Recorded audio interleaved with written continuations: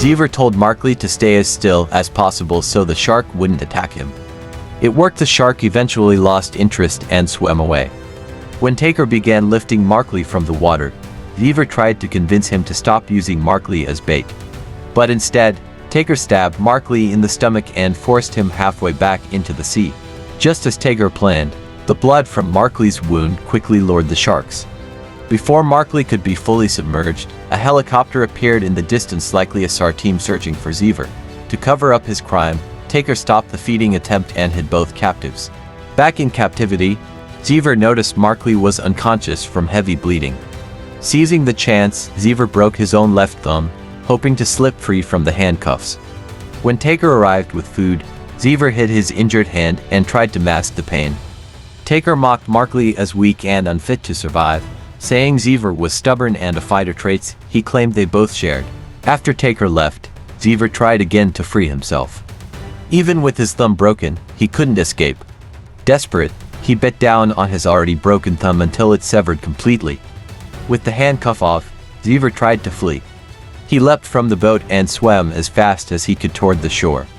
Taker, not willing to let him escape and expose his crimes, chased after him with a motorboat. Taker caught Xever just as he reached a deserted beach and knocked him out. Later, Markley awoke to find himself cuffed to a chair, helplessly watching Xever hanging from a hook, about to be fed to the sharks. Taker splashed water on Xever to wake him up, warning that every attempt to escape was pointless. He had been trapped from the very beginning. Soon after, a great white shark appeared. Taker was thrilled, certain that this recording would be his masterpiece. He had never before fed a victim to a great white, the ocean's most powerful predator. Suddenly, the great white turned its attention to the boat, as if it wanted to attack Taker himself. Taker tried to drive it away with a harpoon spear, but when he dropped it into the water, Xever seized the chance and grabbed it. Using the spear, Xever tried to climb up before the shark could strike. Xever managed to haul himself up by clinging to the hook, but Taker startled him, causing him to fall back into the sea.